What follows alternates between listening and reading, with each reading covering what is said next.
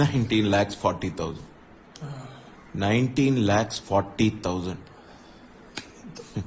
నీ దగ్గర ఎంత ఉంది? 1 lakh ఉంది. అంటే ఇంకా 18,40,000 కావాలి. మీ దగ్గర ఎంత ఉంది?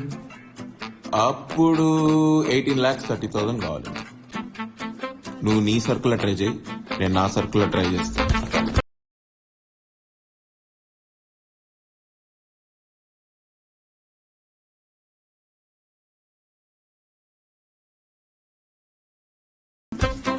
ఎంత వర్కౌట్ అయిందిరా?